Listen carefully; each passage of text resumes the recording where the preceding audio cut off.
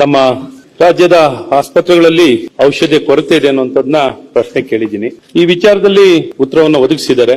ಏನೊಂದು case MHCL ನಲ್ಲಿ most essential drugs, essential, most essential, very essential 3 category ಮಾಡ್ಕೊಂಡಿರೋದು. ಈ 3 ಕ್ಯಾಟಗರಿಯ ಡ್ರಗ್ಸ್ 761 ಡ್ರಗ್ಸ್ ಅವೈಲೇಬಲ್ ಇರಲೇಬೇಕು.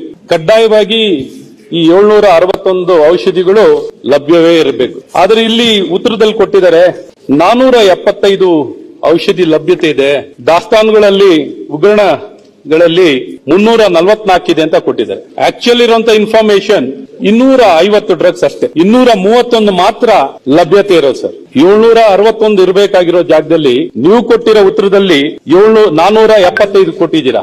475 ಕೇಸ್ MHCL ನಲ್ಲಿ ಅವೈಲೇಬಲ್ ಇದೆ ಅಂತ. ನೆಕ್ಸ್ಟ್ ಗೋಡೌನ್ ನಲ್ಲಿ ಅವೈಲೇಬಲ್ ಡ್ರಗ್ಸ್ 344 ಕೊಟ್ಟಿದ್ದೀರಾ. ಆಕ್ಚುಲ್ ಇರೋದು 231 ಮಾತ್ರ ಲಭ್ಯ ಇದೆ. 761 ಡ್ರಗ್ಸ್ ಅಲ್ಲಿ ಬರೀ 231 ಇದೆ. ಮತ್ತೆ ಸಭಾಧ್ಯಕ್ಷರೇ, 4 ವರ್ಷಕ್ಕಿಂತ ಹೆಚ್ಚಿನ ಸಮಯ ಆಗಿದೆ, ಯಾವುದೂ ಟೆಂಡರ್ ಆಗಿಲ್ಲ. ಸೊ ಈ ರೀತಿ ಮತ್ತು ನ್ಯಾಷನಲ್ ಹೆಲ್ತ್ ಮಿಷನ್ ಇಂದ 157 ಕೋಟಿ ಹಣವನ್ನು ಕೊಟ್ಟಿದ್ದಾರೆ 2024-25ರಲ್ಲಿ. 24-25 ನಲ್ಲಿ 157 ಕೋಟಿ ಮೀಸಲಾಗಿಡುವಂತದ್ದಾಗಿದೆ ಫ್ರೀ ಡ್ರಗ್ಸ್ ಸರ್ವಿಸಸ್ಗೆ. ಯುಟಿಲೈಸೇಷನ್ ಎಷ್ಟು ಗೊತ್ತಾ? ಇದುವರೆಗೂ ಡಿಸೆಂಬರ್ ವರೆಗೂ ಬರೀ 5.5 ಕೋಟಿ, 3.5% ಮಾತ್ರ ಅಚೀವ್ ಆಗಿದೆ ಸರ್. ಆಯ್ತು, ಇವರಂತೂ ಔಷಧಿ ಕೊಡಲ್ಲ. ಆ ಕೆಳಗಡೆ ಆ ಸಂಸ್ಥೆಗಳು ಕೊಂಡ್ಕೊಳ್ಳಿಕ್ಕೂ ಅದಕ್ಕೂ ಪರ್ಮಿಷನ್ ಸಿಗಲ್ಲ. ನೀವು ಕೊಂಡ್ಕೊಳ್ಳಿ ಅಂತ ಹೇಳ್ತಾರೆ, ಹಣ ಕೊಟ್ಟಿರಲ್ಲ, ಅದಕ್ಕೆ NOC ತಗೊಳ್ಬೇಕು. ಇದು ಯಾವುದೇ ಕೇಸ್ MHCL ನಿಂದ ಸರ್ ನಿಮ್ ಗಮನಕ್ಕೆ ತರಕ್ಕೆ ಇಷ್ಟಪಡ್ತೀವಿ. ಇದು ಯಾವ್ದು ನಿಮ್ನ ಬೈಬೇಕು ತೆಗೊಳ್ಬೇಕು ಅನ್ನೋ ಕಲ್ಲ, ಏನು ಇಲ್ಲ. Just bring it your notice. So ಹಾಗಾಗಿ ಏನೊಂದು ಯುಟಿಲೈಸೇಷನ್ ಏನಾಗಬೇಕಾಗಿದೆ, ಇವನ್ ನಿಮ್ಮ ಡ್ರಗ್ ಪ್ರೊಕ್ಯೂರ್ಮೆಂಟ್ ಏನು ಬಜೆಟ್ ಅಲೋಕೇಟ್ ಆಗಿದೆಯಲ್ಲ ಸರ್, ಆ ಅಲೋಕೇಟ್ ಆಗಿದ್ದಂತ ಫಂಡ್ ಯುಟಿಲೈಸೇಷನ್ ನೀವು ತಾವು ನೋಡಿ. ಡ್ರಗ್ ಪ್ರೊಕ್ಯೂರ್ಮೆಂಟ್ ಗೆ ಅಂತ ಅಲೋಕೇಶನ್ ಮಾಡಿರುವಂತ ಯುಟಿಲೈಸೇಷನ್ ನೋಡಿ. ಮತ್ತು ಎರಡನೇದು ನ್ಯಾಷನಲ್ ಹೆಲ್ತ್ ಮಿಷನ್ ನಲ್ಲಿ ಫ್ರೀ ಡ್ರಗ್ ಸಪ್ಲೈ ಸರ್ವಿಸಸ್ ನ ಎಷ್ಟು ಯುಟಿಲೈಸೇಷನ್ ಆಗಿದೆ ನೋಡಿ. ಮತ್ತೆ ನಿಮ್ಮ ವೆಬ್ಸೈಟ್ ಅಲ್ಲೇ ನೋಡ್ಕೊಳ್ಳಿ ಸರ್, 231 ಇದೆ ಸರ್. ಕಳೆದ ಬಾರಿನೂ ನೀವು ಕೌನ್ಸಿಲ್ ನಲ್ಲಿ ಉತ್ತರ ಕೊಡ್ತಾ ಇಷ್ಟೇ ಕೊಟ್ಟಿದ್ದೀರಾ ಡ್ರಗ್ಸ್, ಆದ್ರೆ ಆಕ್ಚುಲ್ ಅವೈಲಬಿಲಿಟಿ ಇಷ್ಟಿದೆ. ಮತ್ತೆ ಅದ್ರ ಜೊತೆಗೆ ನೀವೇನ್ ಪರ್ಮಿಷನ್ ಅವ್ರಿಗೆ ARS ದುಡ್ಡಲ್ಲಿ ನೀವು ಔಷಧಿ ಕೊಂಡ್ಕೊಳ್ಳಿ ಅಂತ ಹೇಳ್ತೀರಾ. ಅಲ್ಲ, ಆ ದುಡ್ಡು ಆ ಕೊಂಡ್ಕೊಳ್ಳಿಕ್ಕೆ ಒನ್ ಟೈಮ್ ಮಾತ್ರ ಪರ್ಮಿಷನ್ ಇರ್ತದೆ ದೊಡ್ಡ ಇನ್ಸ್ಟಿಟ್ಯೂಷನ್ ಇಂದ ನೀವು ಪರ್ಮಿಷನ್. ಅದಾದ್ಮೇಲೆ ಏನೇ ಔಷಧಿ ಕೊಂಡ್ಕೋಬೇಕು ಅಂದ್ರೆ ನೀವು NOC ಕೊಡ್ತಾ ಇರ್ಬೇಕು.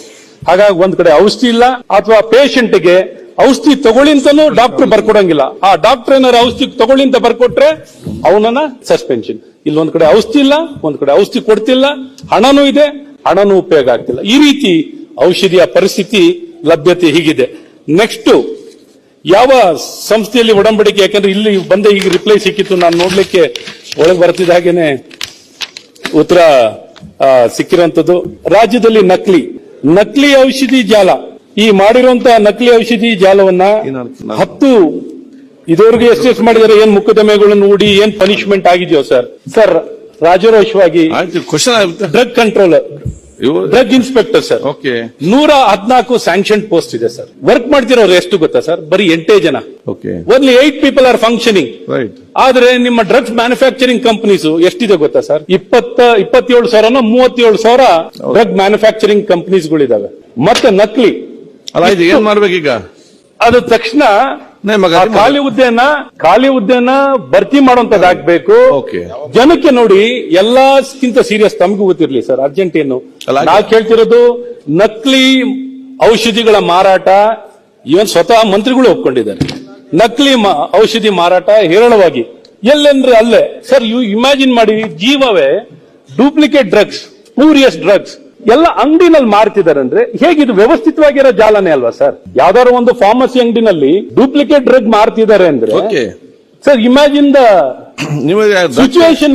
ಇಮ್ಯಾಜಿನ್ ಮಾಡಿ, ಇಂಥ ಒಂದು ಪರಿಸ್ಥಿತಿಯಲ್ಲಿ ಇವತ್ತಿಗೂ ಡೂಪ್ಲಿಕೇಟ್ ಡ್ರಗ್, ಸ್ಪೂರಿಯಸ್ ಡ್ರಗ್ ಮಾರಾಟ ಮಾಡ್ಲಿಕ್ಕೆ ಅವಕಾಶ ಆಗಿದೆ ಅಂದ್ರೆ ಪರಿಸ್ಥಿತಿ